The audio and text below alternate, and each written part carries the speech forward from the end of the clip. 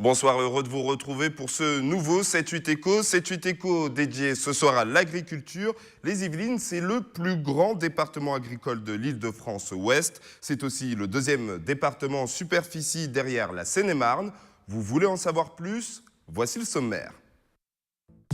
Nous débuterons l'émission avec un zoom sur le premier démonstrateur de l'agriculture urbaine de France, les fermes en ville de Saint-Cyr-l'École. Le but, rapprocher les habitants de l'agriculture. Nous ferons ensuite un point avec l'entreprise Selfeden. La start-up permet aux agriculteurs via son application de gérer son exploitation en temps réel. Un gain de temps et d'argent pour les entrepreneurs. Et puis, nous recevrons Jérôme Regnault, céréalier à plaisir et membre de la FDSEA. Nous aborderons les problèmes liés à l'agriculture sur le territoire. Mais tout d'abord, faisons un point sur l'agriculture sur le territoire.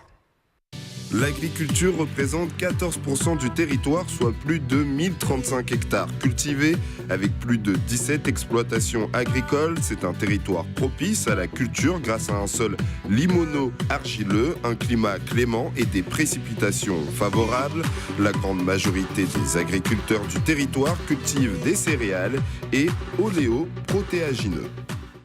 Selon une étude de l'agglomération, on assistera dans 5 à 10 ans à un changement de génération dans le monde agricole. Et cela a déjà commencé avec la ferme en ville de Saint-Cyr. C'est le premier démonstrateur d'agriculture urbaine de France. Les particuliers peuvent même louer des parcelles pour avoir leur propre potager. Regardez. Imaginez une ancienne décharge transformée en ferme.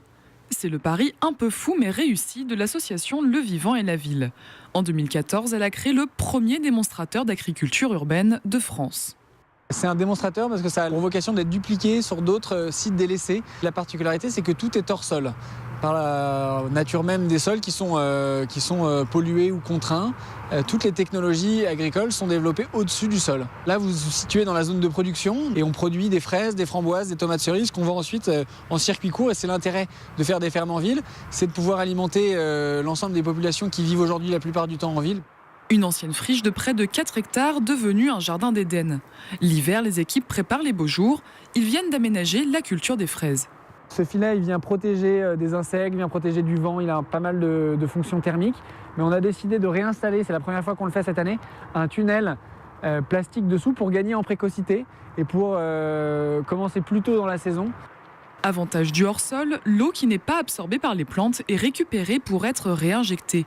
Une économie non négligeable pour cette denrée précieuse. Les particuliers peuvent eux aussi jouer les apprentis maraîchers. Depuis 2015, la ferme en ville s'est lancée dans la location de jardins. Si vous souhaitez louer un jardin, vous disposez d'un morceau de cabane ou d'une malle en fonction de l'option que vous prenez. Et ensuite 50 mètres carrés, donc vous avez 2 bacs et demi. Ça correspond à peu près à 25 mètres carrés de culture. Avec un cours de jardinage par mois, une irrigation automatique qui vous enlève l'astreinte de l'arrosage, ce qui est en soi un confort qui n'est pas du tout négligeable. Vous cultivez hors sol, du coup vous êtes en hauteur, vous avez moins à vous baisser, etc. Une manière de sensibiliser le grand public. Depuis 2 saisons, l'intérêt des citadins pour ce dispositif se manifeste de plus en plus. Aujourd'hui, 50% des abonnés vient de Saint-Germain-en-Laye, Boulogne ou même Paris. On pense que l'avenir de l'agriculture urbaine, ce sera probablement une filière multifonctionnelle, c'est-à-dire associer des métiers qui sont complémentaires, avoir à la fois des métiers de service comme typiquement la location de jardin et des métiers de production comme ce qu'on voit ici autour de nous, une zone qui est dédiée à la production professionnelle pour ensuite vendre cette production pour pouvoir fournir les urbains en circuit court. Chaque année, la ferme en ville crée des emplois saisonniers pour s'occuper des cultures. Elle produit en moyenne 12 à 13 tonnes de fruits et légumes par an. Elle espère arriver à 18 tonnes dans quelques années. Alors, quelle est la situation de l'agriculture périurbaine sur le territoire? Pour en savoir plus, nous avons interviewé Jérôme Regnault, membre de la FDSEA et céréaliste à plaisir. Écoutez-le. Dites-moi, aujourd'hui, c'est compliqué pour un jeune agriculteur de s'installer? Oui, aujourd'hui, c'est assez compliqué, surtout dans ma filière qui est la filière de céréales. D'une part, on sort d'une année particulièrement difficile, 2016. On l'a vu sur le climat, sur tous les objets, mais l'agriculture a été directement impactée. Donc depuis 30-40 ans, ça a été l'année la plus difficile qu'on ait connue. C'est la première fois où une exploitation, je vais dire entre guillemets assez confortable comme la mienne, faisait du déficit. Donc pour un jeune qui s'installe et se lancer, c'est difficile. Ensuite, c'est aussi le cadre des exploitations familiales qui est en train de tout doucement s'étioler, disparaître. Ça sollicite toute une famille de s'installer. Quand les frères et sœurs ne font pas ce choix-là, il faut quand même compenser, etc. Les jeunes n'ont plus envie. Donc, c'est pas facile. Et même un jeune qui a la passion, qui a l'énergie, ça va lui demander un tel investissement, etc., que démarrer aujourd'hui, c'est très, très dur. Il faut vraiment localement lui faire confiance. Par nos structures paraprofessionnelles, on suit, on organise, il y a un parcours à l'installation, etc. Donc ils sont conseillés. On a des centres de gestion très pointus dans la profession agricole. Quelles sont les aides qu'il peut avoir pour s'installer? Alors, directement, vous avez des aides de projet, surtout de l'accompagnement, la chambre d'agriculture, les centres de gestion. Plus financièrement, après, localement, par une agglomération, par la région, etc. Comme Saint-Quentin Voilà. Aujourd'hui, Saint-Quentin, par exemple, réfléchit beaucoup à repromouvoir ce qu'on appelle l'agriculture de proximité. Donc c'est filière courte. Exactement, remettre les filières courtes au contact le plus possible. Ce mouvement de réflexion qui nous amène aujourd'hui à nous dire qu'on va entretenir par l'économie agricole 90% du paysage, puisque le paysage il est avant tout maintenu parce que économiquement on arrive à vivre de notre métier, mais qu'on va pouvoir peut-être sur 10% de notre parcellaire restant aller chercher ces filières courtes, aller développer des choses au contact, etc., pour aller chercher vraiment de la valeur ajoutée à notre métier et puis pouvoir équilibrer l'ensemble parce qu'on est de plus en plus au prix coûtant chaque année. Avec le Ski Cube, Saint-Quentin souhaite faire émerger de nombreuses start-up et dans cette ruche d'entreprises, il y a Selfeden, positionné sur l'agriculture connectée et lauréat du concours pour l'innovation organisé par le territoire. Regardez. Avec 60% de la population qui vivra en zone urbaine en 2030 et en 2050, 9 milliards de personnes à nourrir, une problématique se pose. Pour y répondre, il y a l'émergence de l'agriculture urbaine qui est en hausse et les deux associés comptent mettre à profit leur boîtier pour aider la population. Notre boîtier est principalement conçu pour tout ce qui est agriculture hors sol, c'est-à-dire que tout ce qui n'est pas en plein champ. Très clairement, ça regarde en fait des paramètres impactants dans l'eau, comme le pH, l'électroconductimétrie, l'oxygène dissous, et dans l'air, comme la température, l'hygrométrie, le CO2. Et à partir de ces infos, on permet de faire de l'aide à la décision sur comment mieux cultiver, optimiser sa culture. Optimiser sa culture, la possibilité de gérer cette culture en temps réel où que vous soyez grâce au boîtier et à une application qui vous alerte si vous devez agir sur celle-ci, un procédé que les deux associés de Selfeden souhaitent utiliser à la ferme de Galy à Saint-Cyr-l'École. Grâce à notre solution, on monitorera en continu l'environnement de culture et pourront détecter un paramètre qui dérive ou un manque d'eau et pouvoir dire aux professionnels de venir sur site pour rétablir ce souci. Selfeden souhaite ensuite étendre son projet à la région parisienne et pourquoi pas en France aussi. Alors, quel est l'avenir de l'agriculture périurbaine et surtout, comment l'agglomération les soutient? On écoute Jérôme Regnault.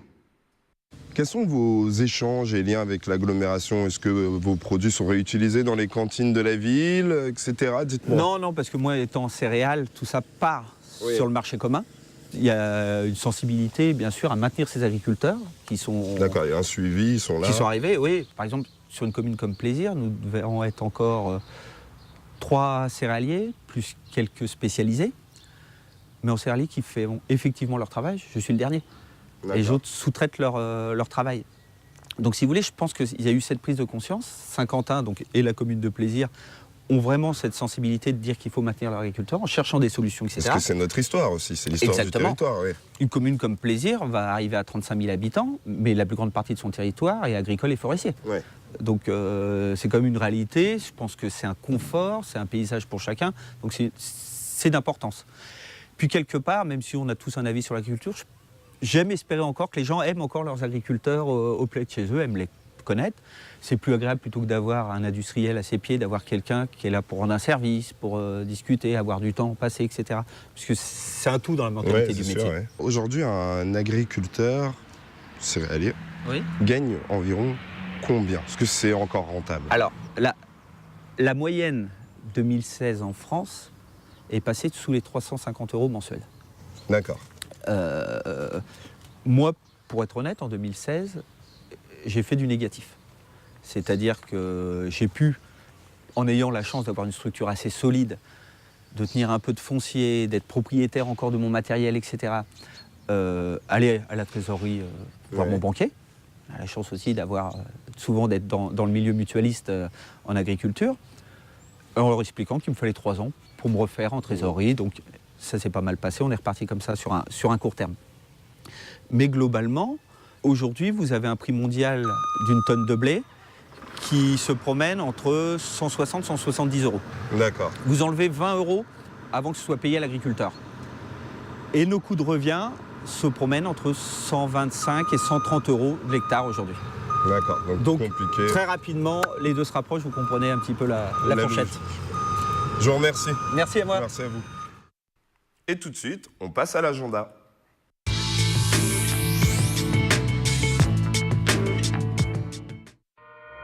Micro-entrepreneur, comment démarrer votre activité? Grâce à cet atelier, vous allez apprendre à comprendre le régime juridique, le régime social spécifique, les régimes fiscaux et la responsabilité juridique du créateur. C'est le lundi 3 juillet de 9h30 à 11h30 au Ski Cube à Guyancourt. Et puis toujours au Ski Cube, un autre atelier vous proposera, chef d'entreprise, comment protéger vos données et votre patrimoine. Vous l'apprendrez lors d'un atelier le vendredi 7 juillet de 9h30 à midi. L'animation sera organisée par un référent de la DGSI du ministère de l'Intérieur. J'espère que vous en savez plus sur l'agriculture sur le territoire. C'est la fin de ce 7-8 Éco. Merci de nous avoir suivis et surtout, bonne soirée.